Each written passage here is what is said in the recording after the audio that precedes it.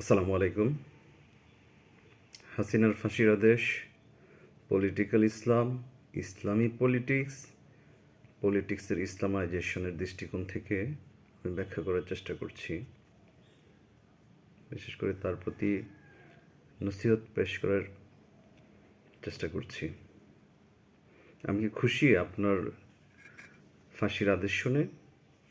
ধরুন আপনি আমার প্রতিবেশী, আপনার কবরস্থ করার সময় কি আমি খুব কাছেই আনন্দধ্বনি দিতে পারবো? আপনি যত বড়ই শত্রু হন আমার, বিবেকের ঘরে তালা দিয়ে আছেন আপনি, না হয় আজকের পরিণতি বরণ করতে হয় না আপনার মতো রাজনৈতিক অভিজাত একজন ব্যক্তি শেখ হাসিনাকে। 1400 বছরের পুরনো মক্কা বিজয়ের দিনের কথা আপনি নিশ্চিত জানেন। হিন্দা বিনতে আবু সুফিয়ানের সাথে মক্কার নবী মুহাম্মদ সাল্লাল্লাহু সাল্লামের আচরণ থেকে শিক্ষা নিতে পারেন। মানবতা বিরোধী আচরণ করার পরও হিন্দার ইসলামে প্রবেশ আটকে থাকেনি। আবু জাহেল, আবদুল্লাহ ইবনে উবাইয়ের সন্তান, যারা প্রেক্ষাপট বিবেচনায় সবচেয়ে নিকৃষ্ট নাম মানবতার ইতিহাসে, আবু জাহেলের ছেলে ইকরিমা এবং আবদুল্লাহ ইবনে উবাইয়ের সন্তান আবদুল্লাহ মুসলিম হওয়ার পথ, এমনকি তাদের ইসলামের পক্ষে যুদ্ধ করে শহীদ হওয়ার গৌরব অর্জন করাও আটকে ছিল না। তারা ইসলামের সেই গৌরব উদ্দীপ্ত দিনের অংশ হতে পেরেছিলেন। তাদের সন্তানেরা, আবু জাহেলের সন্তান হজরত ইকরিমা রাদিয়াল্লাহু আনহু। আপনারা সবাই চেষ্টা করলেই জানতে পারবেন ইকরিমার পরিণতি কী হয়েছিল, তিনি কিভাবে ইসলামে এসেছিলেন। তওবার দরজা আল্লাহ কারো জন্য দুনিয়াতে বন্ধ করে দেন না। তেমনি আবদুল্লাহ ইবনে উবাইয়ের ছেলে আবদুল্লাহ, তিনি হজরত মুহাম্মদ সাল্লাল্লাহু আলাইহি সাল্লামকে চিনতেন, জানতেন। তিনি ইসলামের শীতল ছায়াতলে নিজের মনকে প্রশান্ত করেছিলেন। তিনি তার বাবার হঠকারিতা, মুনাফিকির কথা জানার পরেও সর্বোচ্চ চেষ্টা করেছিলেন তার বাবাকে হজরত মুহাম্মদ সাল্লাল্লাহু আলাইহি সাল্লামের বস্ত্র মোবারক দিয়ে আবৃত করে কবরস্থ করার একটা আবেদন নিয়ে এসেছিলেন। তিনি শেষ চেষ্টাটুকু তিনি করে দিতে চেয়েছিলেন যে তার বাবা যেন আখিরাতের কঠোর শাস্তি থেকে পরিত্রাণের কোনো একটা উপায় তিনি ব্যবস্থা করতে পারেন, নিশ্চিত করতে পারেন। তওবার মহিমায় রাঙাতে পারার নজিরকে ধারণ করুন। যদি এত পুরনো ইতিহাস থেকে শিক্ষা নিতে না পারেন, বেগম খালেদা জিয়ার মহানুভবতা থেকে শিক্ষা নিতে পারেন। কোন কূটকৌশলটি আপনি বাকি রেখেছেন? তাকে, তার সন্তানকে, তার দলকে নিশ্চিহ্ন করে দিতে। বাংলাদেশি জাতীয়তাবাদ, বাংলাদেশের সাধারণ মানুষের হৃদস্পন্দনকে আপনারা বন্ধ করতে এহেন কোনো কূটকৌশল আপনারা প্রয়োগ করার চেষ্টা থেকে নিজেদেরকে নিবৃত রাখেননি। বিতাড়িত শয়তান আজাজিল, যে আল্লাহর খুব কাছের সৃষ্টি হওয়া সত্ত্বেও সে বিতাড়িত হয়েছিল তার ঔদ্ধত্যের জন্য, ক্ষমা প্রার্থনা না করার জন্য। সে ভুলকে পাপে পরিণত করেছিল তার ঔদ্ধত্য বা ক্ষমা প্রার্থনা না করার মধ্য দিয়ে। তেমনি অদ্যাবধি আপনার প্রতি বেগম খালেদা জিয়া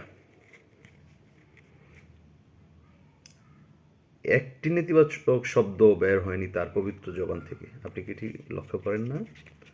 বেগম খালেদা জিয়ার মুখ থেকে এখন পর্যন্ত আপনার সম্পর্কে একটি নেতিবাচক শব্দও বের হয়নি।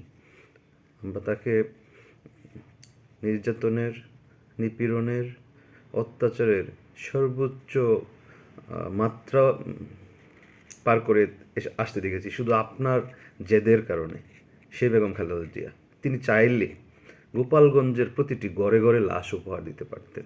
স্বেচ্ছাসেবক দলের কেন্দ্রীয় সভাপতি জিলানির কথা আপনি বলে গেছেন। এই আপনার পতনের পরেও গোপালগঞ্জে জিলানির গাড়িবহরে আপনার গুন্ডা পান্ডারা হামলা করার পর জিলানির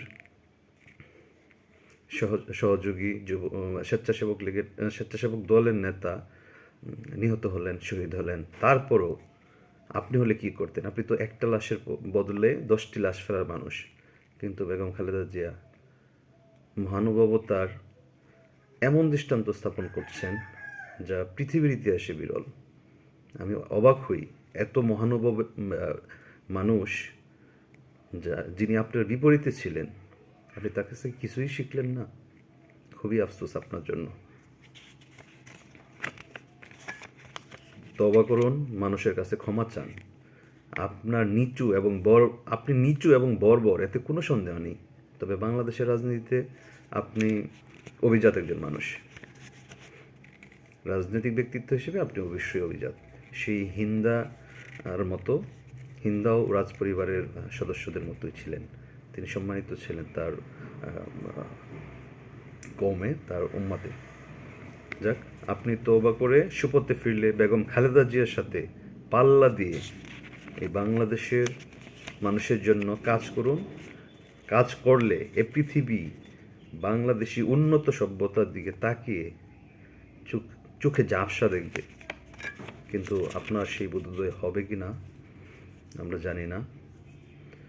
তওবার কাছে 1400 না, 2000 মানুষ, 2 লক্ষ মানুষের হত্যার পাপও আল্লাহর কাছে ক্ষমার যোগ্যতা রাখে।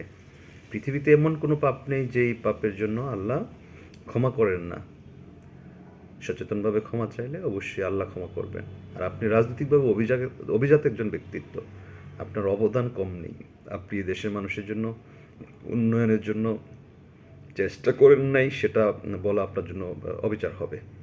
কিন্তু আপনি যেদি উন্মত্ত, এরকম কূটকৌশল পৃথিবীতে কখনোই কেউ প্রয়োগ করে স্থায়ী বিজয় লাভ করতে পারেনি। নিশ্চিহ্ন হয়ে গেছে। আপনার নামের সাথে লেডি ফেরাউন যুক্ত হয়ে গেছে অলরেডি। আপনার সন্তানকে মানুষ নমরুদ বলে ডাকে। আপনি শিক্ষা নিন। আপনার বিপদে মিষ্টির দোকান খালি হয়ে যায়। আপনার জন্য আপনার ফাঁসির আদেশ শুনে মানুষ বাদ ভাঙা আনন্দে মিছিল করে। এটা আপনার জন্য লজ্জা। আমরা যারা মানুষের কল্যাণে চিন্তা করি, তারাও এটা খুব ভালোভাবে নিতে পারি না। একজন মানুষের অপরাধের কারণে, শয়তানের প্ররোচনায় হোক, যেভাবেই হোক, তিনি অপরাধ করবেন, তিনি তওবা করবেন, শাস্তি পাবে, সেটা মূলত আমাদের চাওয়া না।